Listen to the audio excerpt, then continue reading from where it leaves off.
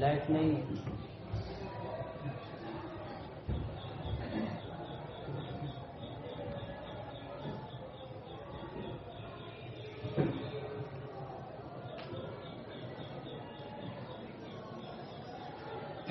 یہاں تک جو ہے بات پہنچی تھی کہ دوسرے گروہ کا اللہ نے ذکر کیا کافروں کا کہ وہ لوگ ایمان میں نہیں آئیں گے، اور پھر ایمان کے جتنے بھی اسباب ہو سکتے تھے اللہ نے جو ہے ان کے بالکل ختم کر دیے، یعنی مہر لگا دیے ہر ایک پر. پھر اخیر میں کہہ دیا وَلَهُمْ عَذَابٌ عَظِيمٌ، ان کے لیے سخت عذاب ہے. تو یہ عذاب عظیم سے اشارہ ہے اخروی عذاب کی طرف. دنیا میں ایمان میں نہیں آئیں گے اور آخرت میں ان کے لیے سخت عذاب ہوگا ان کفار کو. اب یہاں سب سے پہلے تو کافر کی تعریف سمجھ لے کہ کافر کسے کہتے ہیں. الکفر، کافر، الکفر کا معنی ہے الستر، چھپانا. اور کافر کو کافر اسی لیے کہتے ہیں کہ وہ ایمان کو چھپائے ہوئے، ایمان نہیں لایا تو گویا اس نے چھپا دیا اور کفر کا اظہار کر دیا. حالانکہ ہر ایک پیدائشی اعتبار سے کل مولود یولد علی الفطرہ، اسلام پر پیدا ہوتا ہے، تو اس نے اس کو چھپایا، اس معنی کر اس کو کافر کہا جا رہا ہے. اسی لیے کسان، کھیتی کرنے والا، اس کو قرآن نے کفار سے تعبیر کیا ہے. کیا ہے لفظ؟ لیغیظ بہم الکفار کزرع اخرج فآزرہ، پھر آگے فاستوى علی سوقہ، پھر یعجب الزراع، پھر لیغیظ بہم الکفار. یہ کفار، تاکہ ان سے کفاروں کو غصہ دلائے. تو کفار سے مراد اصلی وہ حقیقی معنوں میں اصطلاحی وہ کافر نہیں ہے، بلکہ کسان مراد ہے وہاں، کیونکہ کھیتی کی بات چل رہی. اور اس کسان کو کفار سے اس لیے تعبیر کیا، کسان کے لیے کفار کا لفظ اس لیے استعمال کیا کہ کفر کا معنی ہے الستر. اور چونکہ کسان بھی کیا کرتا ہے؟ زمین کے نیچے بیج کو چھپاتا ہے، اس لحاظ سے اس کو کافر کہا جاتا ہے. تو کافر کو کافر کا کفر کا معنی ہے ستر، اور کافر کو کافر اسی لحاظ سے کہا جاتا ہے کہ ایمان کو چھپا رہا ہے اور دوسری چیز جو بالکل غلط ہے اس کا اظہار کر رہا ہے. اسی لیے شعر ہے کہ ایک انسان نے کہا میں نے کافر کو کفر کی حالت میں کفر کرتے ہوئے دیکھا. کافر کو کفر کی حالت میں کفر کرتے ہوئے دیکھا. کافر کو یعنی کسان کو کفر کی حالت میں، یعنی رات کی حالت میں، کیونکہ رات بھی جب آتی ہے تو ہر شے چھپ جاتی، تو رات بھی چھپانے والی، یعنی اس میں بھی چھپانے کا معنی ہے. کافر کو یعنی کسان کو کفر کی حالت میں، یعنی رات کی حالت میں کفر کرتے ہوئے دیکھا، یعنی بیج بوتے ہوئے دیکھا. کیونکہ کسان رات کو بیج بو رہا تھا تو کسی نے اس کے بارے میں کہا میں نے کافر کو کفر کی حالت میں کفر کرتے ہوئے دیکھا، یعنی کسان کو رات میں بیج بوتے ہوئے دیکھا. تو کافر کا معنی یہ ہے. اب یہاں سمجھنا ہے کہ اللہ نے جتنی بھی ان کی صلاحیت ہو سکتی تھی تمام کو ختم کر دیا. اب نتیجتاً یہ ایمان میں نہیں آئیں گے اور اخروی ان کا عذاب طے. اب یہاں پر ایک بات زائد یہ ہے کہ ہدایت کی جو یہ اسباب طے ہیں کہ ایک تو یہ ہے کہ براہ راست اللہ کی طرف سے اس کو ہدایت مل جائے، دوسرا یہ ہے کہ کسی چیز کو سن کر، اور تیسرا تھا کسی چیز کو دیکھ کر اس کو جو ہے ہدایت ملے. تو یہ تین اسباب جب مفقود ہوتے ہیں تو انسان پھر بالکل مہر جباریت لگتی ہے اور مہر لگ گئی. اب اس کے بعد اس کا کوئی جو ہے حادثہ قابل اعتبار نہیں ہوتا اور پھر وہ کفر اور بالکل جہنم کے دہانے اور جہنم میں جانے والا ہو جاتا ہے. تو اس طرح کے بے شمار قصے ہیں کہ براہ راست اس طرح جو ہے ان کو ہدایت ملی. ایسے قصے جیسے کہ مثال ہے اس کی ایک کہ آپ لوگ شرع عقائد پڑھتے ہیں تو اس میں تو ایک متن ہے اوپر والا لکیر والا، وہ ابو عمر النصفی کا ہے، اور اسی متن کا نام ہے العقائد النصفیہ، اور نیچے جو تشریح کی ہے وہ علامہ سعد الدین تفتازانی نے کی ہے، وہ شارح ہیں. اور پھر ان کی باتوں کو جو نقل کرنے والے نیچے ہیں وہ پوری شرع عقائد میں دو لوگ ہیں، ایک ہے ابو منصور ماتروتی اور دوسرے ہیں ابو الحسن اشعری، یہ دو اشخاص ہیں پوری کتاب میں ان کے نظریات ملیں گے. ابو منصور ماتریدی وہ احناف کی وکالت کر رہے اور ابو الحسن اشعری اس کتاب میں شوافی کی وکالت کر رہے. اگرچہ اختلاف ہے لیکن شوافی کی وہ جو ہے وکالت کر رہے. خیر، اب وہ کیا کرتے ہیں وہاں عقائد میں، وہ دو اشخاص علم کلام کی باتیں کرتے ہیں تو کیا کرتے ہیں، مثلا احناف کا ایک مسئلہ ہے کہ وضو کے اندر چہرہ دھونا یہاں سے یہاں تک، تو یہ تو حکم حنفیوں نے فقہ کی کتاب میں فقہ کے لحاظ سے بیان ہدایہ میں کر دیا. اس کی دلیل دی کہ دیکھو قرآن میں کہا ہے یا الذین آمنوا اذا قمتم الی الصلاۃ فاغسلوا وجوہکم، اور پھر عبادت لا کے بتا دی. لیکن اس کو یہ دلیل دے کے ہم کس کو سمجھا سکتے ہیں؟ بس انہی لوگوں کو. آج دنیا میں ہم اس سے کہ چہرہ وضو میں فرض ہے اور یہاں سے یہاں تک اور یہاں سے یہاں تک ہے، تو یہ دلیل دے کے کہ یہ قرآن کی آیت ہے اور یہ عربی عبارت ہے، یہ دے کے ہم کس کو سمجھا سکتے ہیں؟ انہی اشخاص کو کہ جن کی کتاب سے انسیت، یعنی خلاصہ یہ کہ وہ اسلام والے ہیں، کیونکہ اسلام والوں کو کتاب سے کچھ لینا دینا، قرآن کو وہ مانتے ہیں. لیکن یہ غیر اور جدت پسند آج کے ملحد جن کا تعلق عقل سے ہے، وہ کتاب وغیرہ کو نہیں مانتے. وہ تو کہتے ہیں عقل سے ثابت کر کے دکھا دو کہ وضو میں یہ چہرہ دھونا ہے تو اس کا مقصد کیا اور یہاں سے یہاں کیوں، اس کی علت کیا. تو عقل میں آنے والی ایسی بات ہو تو وہ بتا دو تو ہم مان لیں گے کہ عقل میں آنے والا یہ ہے. تو اسی بات کو، یعنی جو مسائل ثابت شدہ، جو عقائد ثابت شدہ تھے، اسی کو یہ لوگ عقلی اعتبار سے ثابت کر کے ان عقلیات والوں کو بتا رہے ہیں.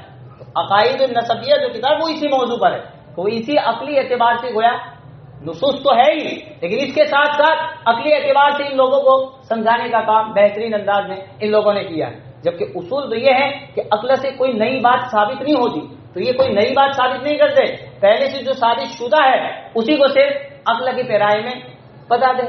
یعنی اس کی علت یہ، اور اس وجہ سے یہ عقلی انداز میں گویا ان کو سمجھا رہے. کوئی نئی بات وہ نہیں بتا رہے، وہی بتا رہے لیکن عقلی انداز میں بتا رہے ہیں. یہ تو دونوں اشخاص ہیں. ماتریدی یہ احناف کے مسائل کی وکالت کرتے ہوئے اس کو عقلی انداز میں سمجھا رہے ہیں، اور اشعری ابو الحسن اشعری وہ شوافی کی مسلک جو ہے ان کو عقلی انداز میں سمجھا رہے ہیں. اور ان دونوں کے درمیان جو اختلافات نظر آئے کہ وہ صرف لفظی ہے، حقیقی معنوں میں کوئی اختلاف نہیں. کیونکہ جس طرح وہاں ہمارے فقہ میں 4 مسلک ہے، حنفی، شافعی، مالکی، حنبلی، تو یہاں بھی عقائد کے باب میں بھی 4 اشخاص اور 4 لوگوں کی جو ہے نظریات بیان ہوتے ہیں. جیسے کہ آپ نے عذاب قبر کی شروع میں کہ عذاب قبر ہوتا ہے تو کس کو ہوتا ہے، پھر اس کے بعد اس کی کیفیت کیا صرف جسم کو ہوتا ہے یا روح کو ہوتا ہے یا کس کو نہیں. اس میں جو 4 اقوال ہیں وہ 4 ہے وہ چاروں کے چاروں برحق.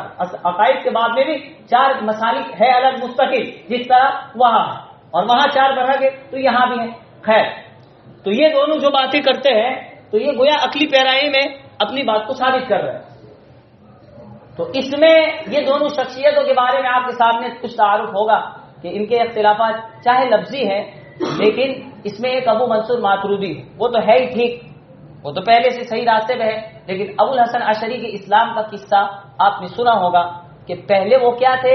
ابو الحسن اشعری وہ معتزلی تھے، یعنی فرقہ ضالہ اور گمراہ فرقوں میں سے تھے وہ ابو الحسن اشعری.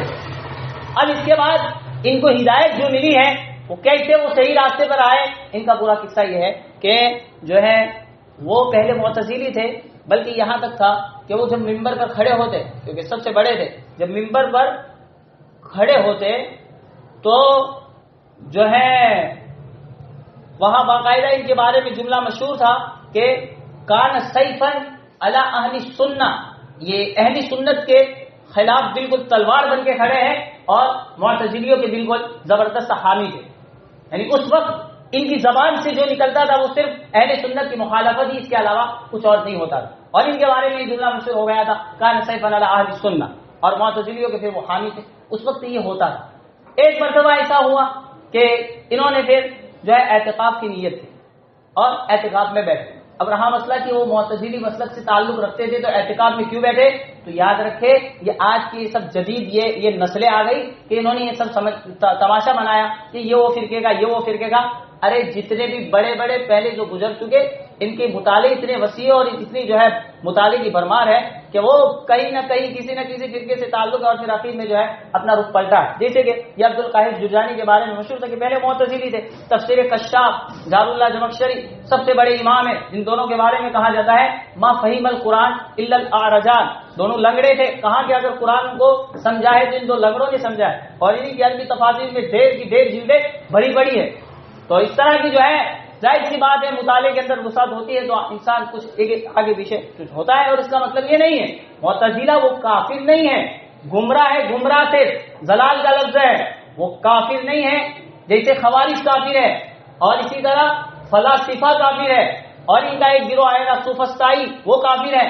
اور جو ہے یہ معتزلہ صرف گمراہی کا اطلاق ہے ان پر, وہ کافر نہیں ہے. جس طرح شیعہ اس کے کئی فرقے ہیں, 70 تقریباً لکھے ہیں کتابوں میں, تو ہر شیعہ کو ہم کافر نہیں کہیں گے. اس کے عقائد کو مد نظر رکھتے ہوئے اس پر حکم لگے گا. خیر, تو وہ اپنے لحاظ سے اعتقاد میں بیٹھ گئے کیونکہ وہ تو بڑے عالم ہیں. ظاہر سی بات ہے بیٹھے, پہلا اشرا گزرا, ان کو خواب آیا کہ ان کو خواب میں ایک شخص آیا اور کہا کہ اے اشری, اے ابو الحسن اشری. اشری اس لیے کہتے ہیں کہ ابو موسیٰ اشری کے خاندان سے یہ تعلق رکھتے تھے. تو ان کو کہا کہ ایک اشری ابو الحسن اشری, آپ جس کام کے لیے کھڑے ہوئے ہیں تو آپ اس کے لیے اٹھ جائیے, یعنی جو کام کر رہے ہیں اس کو بڑی زور و شور سے کریں. ان کو خواب آیا تو انہوں نے سوچا ٹھیک ہے, میں جس مسلک کی حمایت میں لگا ہوں معتزلیوں کی اور سنت والوں کی تردید میں, وہ مجھے خواب میں کہا گیا کہ تو اس میں لگ تو اچھا ہے, تو تسلی ہوئی. پھر اور زیادہ جو ہے سنت والوں کی مخالفت کی اور اعتزال میں لگے. دوسرا اشرا آیا, دوسرے حصے میں پھر خواب آیا, اٹھ جا اور جس کام میں لگا ہے اس میں اور زیادہ جو ہے ترقی کر. تو اس سے خبر اور زیادہ تسلی ہوئی. اور پھر جب تیسرا اشرا آیا تو تیسرے اشرے میں خدا نے براہ راست ان کے دل میں ایسا ڈال دیا کہ معتزلیوں کی جو حمایت تھی دو اشرے کا, وہ تمام کی تمام اللہ نے نکال دی اور براہ راست ان کے دل میں اہل سنت کی حمایت داخل کر دی اور معتزلیوں کی برائی دل میں گھسا دی. تو گویا یہ براہ راست اللہ نے تیسرے اشرے میں جب یہ کام کیا, ان کے دل میں ایسا محسوس ہوا کہ میں جو کر رہا ہوں یہ غلط ہے, یہ ہونا چاہیے.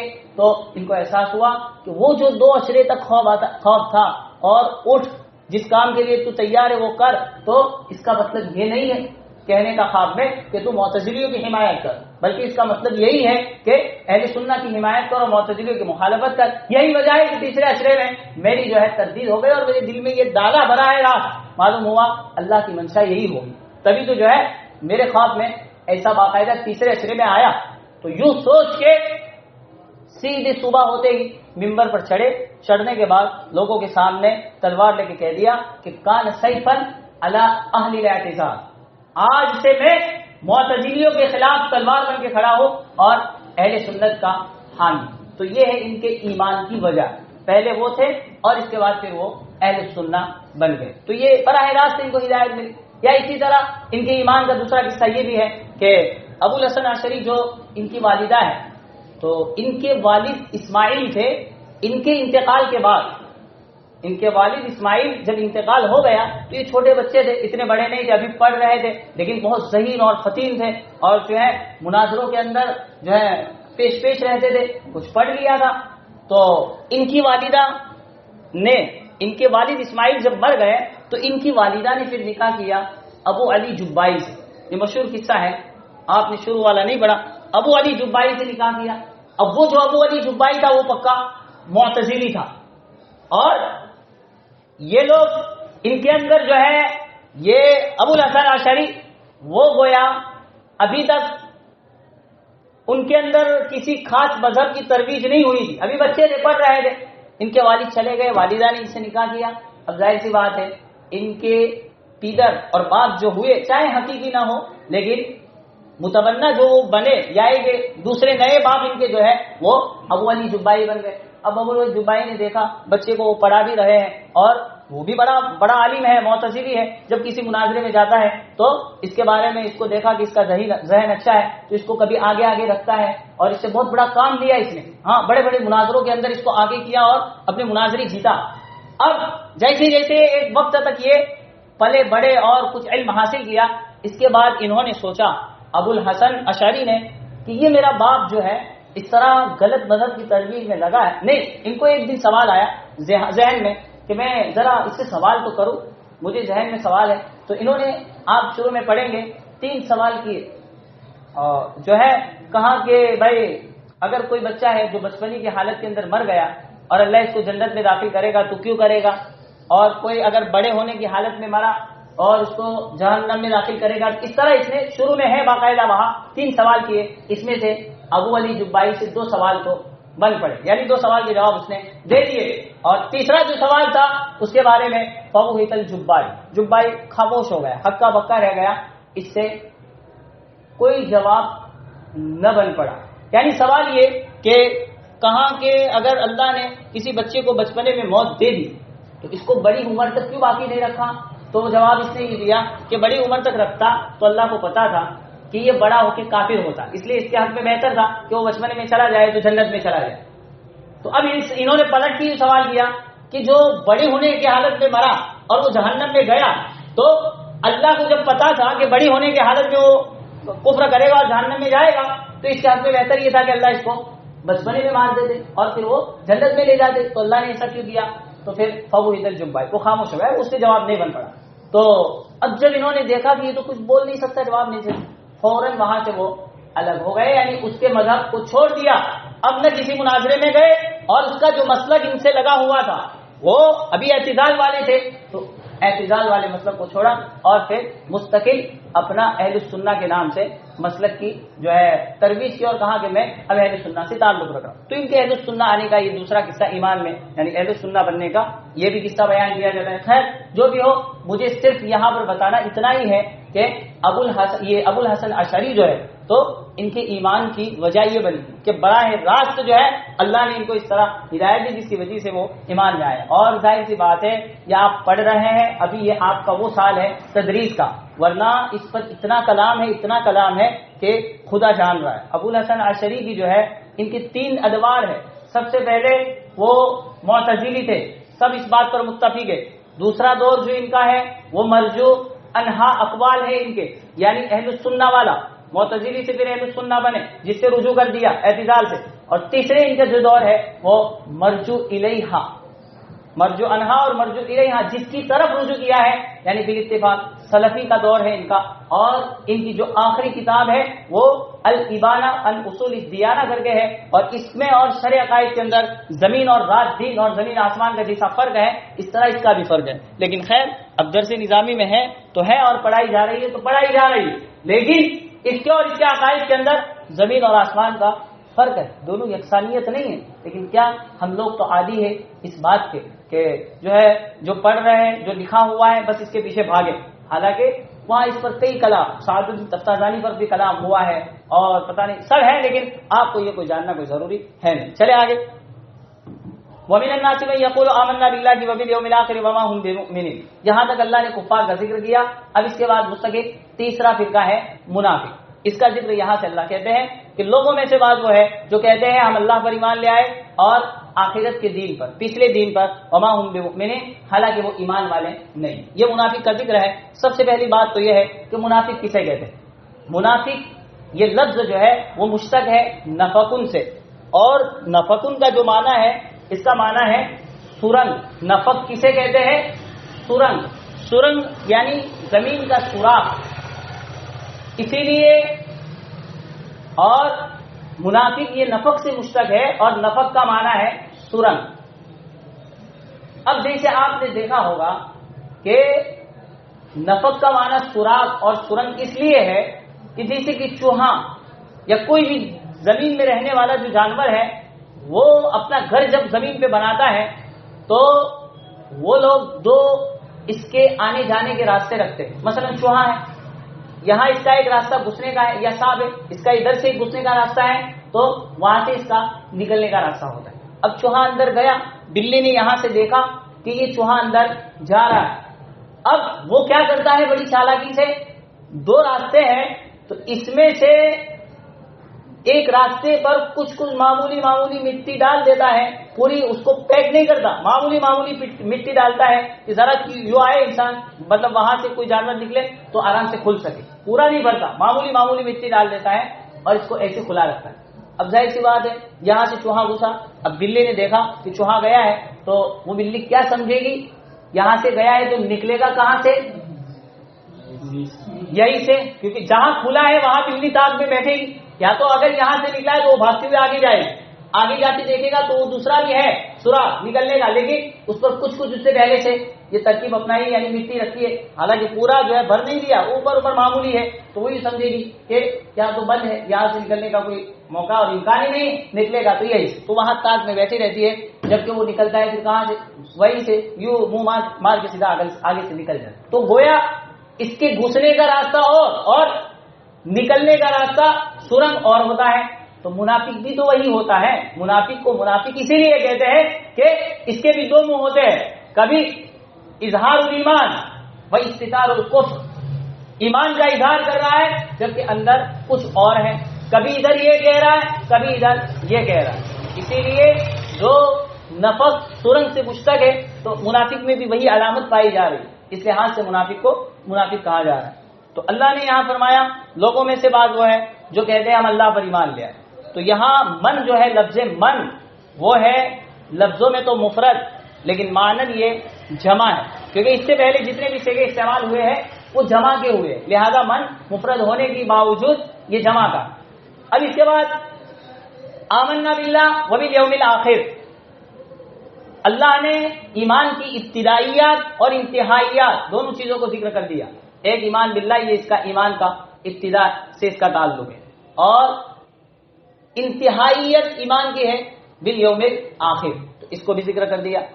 اب یہاں پر ایک عام طور پر جو ہے غلط فہمی یہ ہے کہ یہاں یہ بات تو سمجھ میں آ گئی کہ بعض کہتے ہیں ہم اللہ پر ایمان لے آئے اور آخرت کے دین پر، تو یہاں آخرت کے دین پر تو یوم کا معنی دن ہے، دن، جبکہ اس دن یعنی آخرت کے دن تو نہ سورج ہے نہ چاند ہے، تو دن تو کہاں ہوگا؟ تو اس کا تو جواب دے دیا کہ یہاں یوم مطلق وقت کے معنی میں، وہ کوئی دن مراد نہیں کہ صبح صادق سے لے کے غروب تک دن، وہ مراد نہیں بلکہ مطلق وقت، اس وقت یہ سب ہے نہیں چاند سورج، تو مطلق وقت کے لیے اس کا جواب تو ہو گیا۔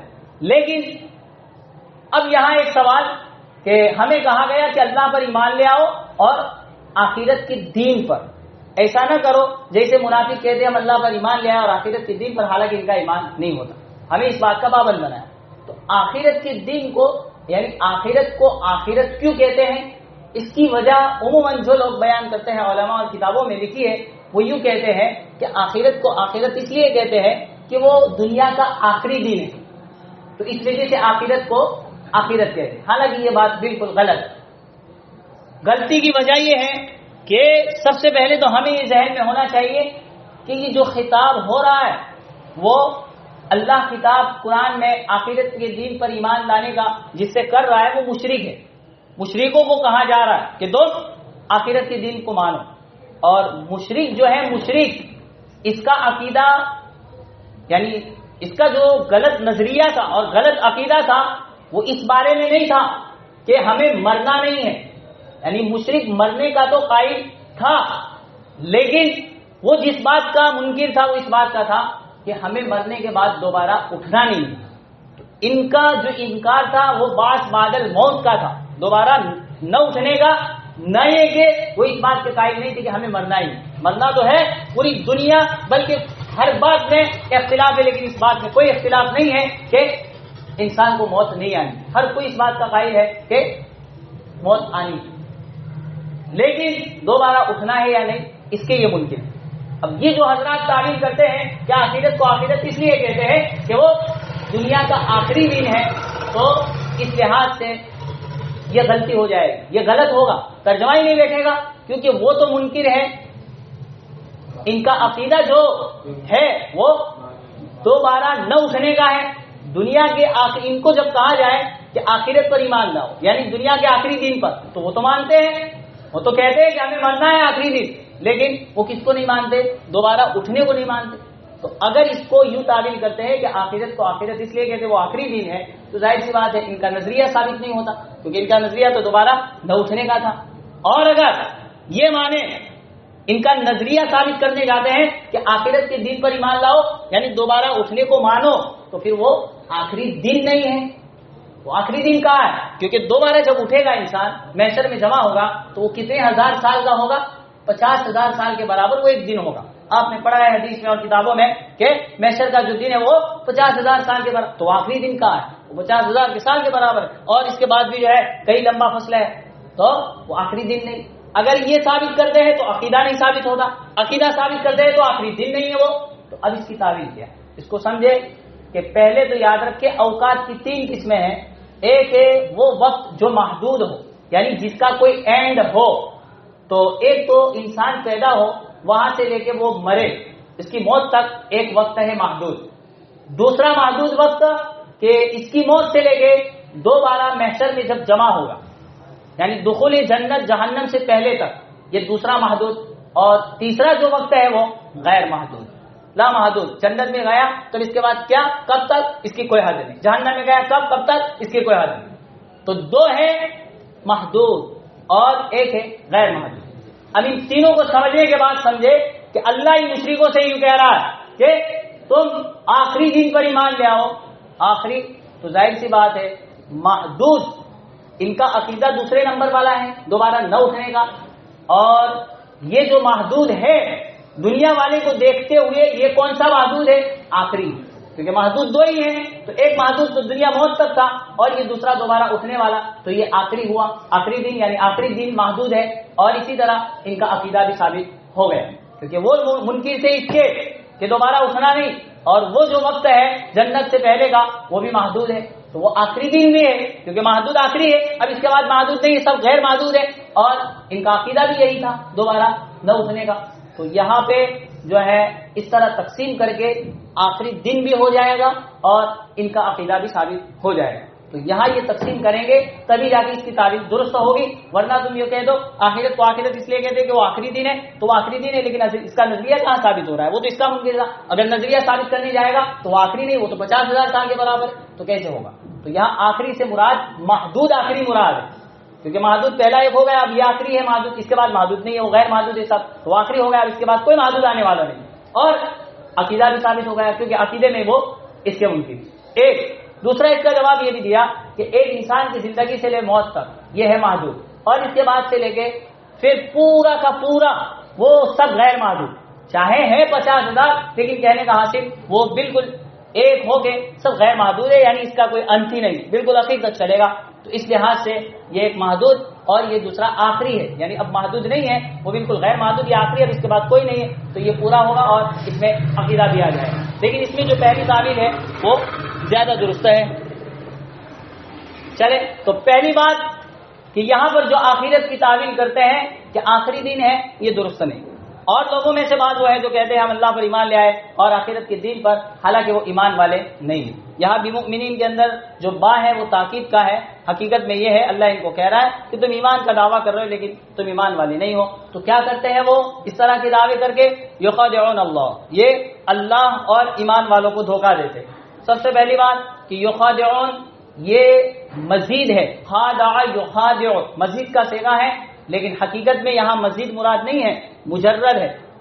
وما یخدعون جو بعد میں آ رہا ہے یہ اس کی دلیل ہے، خدع یخدع یہ مجرد سے ہے اور اس کی دلیل وما یخدعون بعد والا جملہ ہے۔ تو یہاں مزید کیوں لائے ہیں؟ مزید لائے ہیں مبالغہ پیدا کرنے کے لیے۔ دوسرا سوال کہ اللہ فرماتے ہیں کہ یہ اس طرح کی بکواس کر کے کس کو دھوکہ دے رہے ہیں؟ اللہ اور ایمان والوں کو۔ تو یہ اللہ کو کیسے دھوکہ دے سکتے ہیں؟ ان کی کیسے طاقت ہو مطلب ان کو مل گئی کہ اللہ کو دھوکہ دے دے؟ اللہ تو عالم الغیب ہے، کیسے ان کو دھوکہ دے سکتے ہیں؟ تو یاد رکھے کہ یہاں اللہ کو دھوکہ نہیں ہے، اللہ کے رسول کو دھوکہ دینا گویا اللہ کو دھوکہ دینا ہے۔ جیسے کہ کسی بادشاہ نے اپنا کوئی قاصد بھیجا تو قاصد کی نہ ماننا وہ کس کی نہ ماننا ہے؟ بادشاہ کی نہ ماننا، یعنی قاصد کا انکار وہ بادشاہ کا انکار ہے۔ اس طرح اللہ کے رسول اللہ کے قاصد ہے تو اللہ کے رسول کا انکار وہ اللہ کا انکار۔ تو اس لحاظ سے کہا کہ وہ اللہ کو دھوکہ دے رہے، ورنہ اللہ کو ذرہ برابر وہ دھوکہ نہیں دے سکتے۔ تیسری بات کہ وہ اللہ کو دھوکہ دے رہے، مراد رسول کو دھوکہ دینا ہے۔ تو جب رسول کو یہ لوگ دنیا میں الو بنا رہے اور یہ کہتے ہیں ہم ایمان والے، محمد ایمان والے، حالانکہ نہیں ایمان والے، معلوم ہوا رسول عالم الغیب نہیں۔ اگر آپ عالم الغیب اور سب جاننے والے ہوتے تو آپ پتہ لگا دیتے کہ تو بکواس کر رہا ہے، تو کہاں ایمان والا ہے، جھوٹ بول رہا ہے، لیکن آپ کو پتہ نہیں چلا اور آپ کو دھوکہ دیتے رہے جب تک اللہ نے آپ کو مطلع نہیں کیا۔ معلوم یہ ہوا کہ آپ عالم الغیب نہیں، جیسے کہ بریلوی حضرات نعرے لگا رہے ہیں۔ یخادعون اللہ، یہ اللہ کو دھوکہ دے رہے ہیں، والذین آمنوا، اور ایمان والوں کو۔ اب اللہ آگے ان کی تردید فرما رہا ہے، وما یخدعون، یہ دھوکہ نہیں دیتے، الا انفسہم، مگر اپنے ہی آپ کو۔ اللہ فرما رہا ہے کہ یہ اپنے ہی کو دھوکہ دے رہے ہیں، یعنی ایک نہ ایک دن اللہ جو ہے ان کے نفاق کو کھول دے گا، ان کا نفاق لوگوں کے سامنے بالکل آویزہ ہو جائے گا، اور اس کا اللہ اظہار کر دے گا کہ یہ پکے منافق ہے، تو اب جو ہے انہی کی رسوائی ہوگی۔ تو یہ اس طرح ابھی چال چلتے ہیں اور اپنا ہنر سمجھ رہے ہیں، اور یہ سمجھتے ہیں کہ ہم نے بڑی چالاکی سے کام لے لیا، لیکن یاد رکھے اللہ فرما رہے چاہے کتنی ہی چالاکی اور ہنر چلائے، اس میں نقصان ان کا ہے، محمد کا کچھ نقصان نہیں۔ اور کہہ دیا الا انفسہم، مگر ان کی ذاتوں ہی کو دھوکہ دے رہے ہیں، کیونکہ کہاوت مشہور ہے کہ کوئی انسان یہاں کھڑا کھڑا جیسے کہ یہ پاگل آسمان کی طرف تھوکے، روزانہ آسمان کی طرف یوں کھڑا کھڑا تھوکتا رہے، تو یہ تھوک کس پر جائے گا؟ اسی پر آئے گا۔ تو اللہ کہہ رہا ہے یہ دھوکہ نہیں دیتے مگر اپنے آپ کو۔ تو جیسے کہاوت مشہور ہے کہ آسمان کی طرف تھوکنے والا وہ تھوک کبھی نہ کبھی اس کے جسم پر آتا ہی ہے، وہ یقینی بات ہے۔ اسی طرح کہ چاہے آج کتنے ہی اس طرح کی جو ہے دھوکے دے رہے ہیں، لیکن یہ دھوکہ ایک نہ ایک دن ان کی ذات پہ آئے گا، یعنی انہیں کو نقصان پہنچے گا۔ وما یشعرون، اللہ نے کہا لیکن ان کو اس کا احساس تک نہیں ہے۔ یشعرون کا ترجمہ عام طور پر جلالین میں اور دیگر مفسرین نے یہ کیا کہ ان کو وما یشعرون کہتے ہیں کہ ان کو علم نہیں، لیکن یاد رکھے یہ غلط۔ بیضاوی کے اندر اس کی تردید کی ہے کہ یہ جو ترجمہ کرتے ہیں وما یشعرون کا ما یعلمون، یہ غلط۔ وجہ کیا کہ علم جو ہے، علم اس کا درجہ بڑا ہوا ہے شعور اور احساس سے۔ شعور کہتے ہیں احساس کو، ایک ہے انسان کے دل میں احساس پیدا ہونا، اور اس سے آگے بڑھ کے جو پہنچے تو یہ ہے علم۔ تو علم کا درجہ بڑا ہے، احساس کا درجہ کم ہے۔ یہی وجہ ہے کہ ہم میں اور جانوروں کے اندر، حیوانوں میں فرق یہ ہے کہ ہمارے پاس علم کا درجہ ہے، وہ احساس اور شعور کا درجہ رکھتے ہیں۔ تو یہاں پر اللہ ان کو یوں نہیں کہتے، اگر یہ ترجمہ کر لے کہ یہ جانتے نہیں ہیں، ان کو علم نہیں ہے، تو معنی کیا نکلا کہ ان کو احساس تو اس بات کا ہے کہ ہم تھوکتے ہیں تو ہم پر کبھی آئے گا، احساس ہے، لیکن اس کا علم، یعنی علم جو اوپر کا ہوتا ہے وہ نہیں، لیکن احساس تو ضرور ہے۔ لیکن یاد رکھیے یہ غلط ہے، یہاں یہ مقصد نہیں ہے، بلکہ اللہ یہاں ان کی قباحت اور برائی کو بیان کر رہا ہے، اور مقصد یہ ہے کہ یہ لوگ اتنے گئے گزرے ہیں کہ علم تو چھوڑو، اس سے جو نیچا درجہ ہے احساس کا، ان کو ما یشعرون ای لا یحسون، ان کو اس کا احساس تک نہیں ہے جتنا احساس کے جانور کو بھی ہوتا ہے۔ کوئی جانور ہے تو اس کو بھی یہ معمولی شعور اور احساس تو ہوتا ہی ہے کہ میں یہ غلط کر رہا ہوں، لیکن یہ کم وقت ایسے ہے کہ اس طرح دھوکہ دے رہے ہیں، لیکن ان کو اس کا احساس تک نہیں۔ تو گویا ان کو بالکل صفت جو ہے بالکل گھٹیے پن کے اندر اور ذلت کے اندر ان جانوروں سے بھی اللہ گئے گزرے بنا کر تشبیہ دے رہا ہے کہ جانور تو وہ ہوتا ہے کہ اس کو ایک احساس ہوتا ہے کہ میرے لیے گویا میں یہ غلط کر رہا ہوں، لیکن یہ ایسے ہے کہ علم تو چھوڑو، ان کو وہ جانور والا بھی احساس نہیں، کہ جانور ہوتا تو اس کو احساس کم جو ہے کم از کم اس کو احساس کم ہوتا ہے، لیکن یہ لوگ ایسے ہیں کہ ان کو اس کا احساس بھی نہیں۔ تو صفت رزت بالکل جو ہے ذلت کے اندر اور رذیل پنے کے اندر یہ لوگ بالکل اس سے بھی بڑھ کر ہیں۔ اب اللہ آگے کہتے ہیں کہ ان کو اس کا احساس تک نہیں ہے، اور کیوں؟ فی قلوبہم مرض، ان کے دلوں کے اندر مرض ہے، بیماری ہے، اور فزادہم اللہ مرضا، جب بیماری تھی تو اللہ نے ان کے مرض کو اور بڑھا دیا اور بڑھتے بڑھتے اس حد تک پہنچ گئے کہ پھر وَلَهُمْ عَذَابٌ علیم، ان کے لیے دردناک عذاب ہے، بما كانوا يكذبون، کیوں عذاب ہے؟ اس وجہ سے کہ وہ جھٹلاتے تھے۔ اب یہاں سمجھے اللہ نے فرمایا ان کے دلوں میں مرض ہے، یہ لوگ دھوکہ کیوں دیتے ہیں؟ ان کے دلوں میں مرض ہے۔ اب مرض جو ہے، مرض اس کی دو قسمیں ہیں، ایک ہے جسمانی، جیسے کسی کو بخار آ گیا، نزلہ ہو گیا، جسمانی بیماری، اور ایک ہے روحانی بیماری، حسد، بغض، کینہ، عداوت، یہ سب روحانی بیماری ہے۔ تو یہاں اللہ نے جو کہا ان کے دلوں میں بیماری ہے، تو یہاں کون سی مراد ہے؟ کیا ظاہری وہ بخار نزلہ والی، کیا دل والی؟ تو اس بارے میں پھر اختلاف ہے۔ وہ صوفیہ، جو صوفی حضرات ہے، ان کا کہنا ہے کہ یہاں روحانی بیماری ہے، یعنی بیماری صرف جسمانی نہیں بلکہ روحانی، یعنی حسد، بغض اور کینہ۔ یہی وجہ ہے کہ انسان نام ہے روحانیت کا، کیونکہ انسان کو انسان کب کہتے ہیں؟ جب اس کے اندر روح ہو. اگر اس کی روحانیت اور روح چلی گئی تو وہ مثل جسم ہے، اس کا کوئی جو ہے اعتبار نہیں. تو یہ انسان حیوانیت سے الگ ہوتا ہے، علیحدہ ہوتا ہے اسی روح کی وجہ سے، کیونکہ روح نہیں ہے تو وہ بے جان ہے، بالکل اس کا کوئی اعتبار نہیں. تو صوفیہ کا کہنا ہے کہ مرض سے مراد مرض روحانی ہے، جسمانی بھی، جبکہ علماء شوافع ان حضرات کا کہنا ہے کہ جسمانی اور روحانی دونوں مراد. ان کے پاس روحانی تو تھی بیماری، اس کے ساتھ ساتھ جسمانی بھی ہے. اب یہ بات اس لیے انہوں نے کہی ہے کہ آپ نے پڑھا ہوگا اصول الشاشی میں کہ حقیقت اور مجاز، اور اس کے مقابل میں کیا؟ حقیقت، مجاز اور ارے عمومی مجاز کی بات نہیں کر رہا ہوں، اور دو قسمیں کون سی ہے؟ خفی، کنایا، وہ سب ہے اقسام.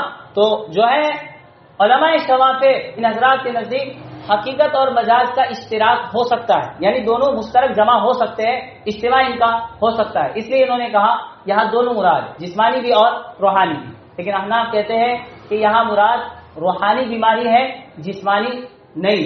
دلیل کیا؟ دلیل خود قرآن میں اللہ نے فرمایا فی قلوبہم مرض، ان کے دلوں میں. تو دل کے اندر جو بیماری ہوتی ہے کیا وہ ظاہری والی ہوتی ہے، روحانی والی ہوتی ہے؟ وہ روحانی والی ہوتی ہے، کیونکہ ظاہری تو بخار وغیرہ تو اوپر ہوتی ہے. تو یہ دلیل ہے اس بات کی کہ یہاں بیماری روحانی ہے، جسمانی نہیں ہے. اب اس کے بعد بعض حضرات کا کہنا ہے کہ کوئی بات نہیں، اصل میں تو ہے روحانی، لیکن اگر روحانی کے ساتھ ساتھ جسمانی بھی لے لے تو اس میں بھی کوئی حرج کی بات نہیں. کیوں؟ اس لیے کہ انسان کو جب پہلے روحانی بیماری ہوتی ہے، مثلا کسی کو کسی سے حسد ہے، بغض ہے، کینہ ہے، تو یہی روحانیت اور روحانی جو بیماری ہے وہ بڑھتے بڑھتے بڑھتے اس حد تک پہنچ جائے گی. ایک وقت وہ آئے گا کہ یہی اندر والی بیماری اس کے جسم میں ظاہری بیماری کو لاحق کرے گی. مثلا کسی کو کسی سے حسد ہے، بغض ہے، تو وہ روزانہ جو ہے اس کے بارے میں ادھر ادھر کا سوچے گا اور صرف پورے دن ٹینشن میں رہے گا، کب اس کو موقع پاؤ اور اس کے خلاف یہ کرو فلاں کرو، پورے دن ٹینشن کی حالت میں وہ گھومے گا اور یہ ٹینشن اس کو ظاہری بیماری تک پہنچائے گا. اور ظاہری بیماری کون سی؟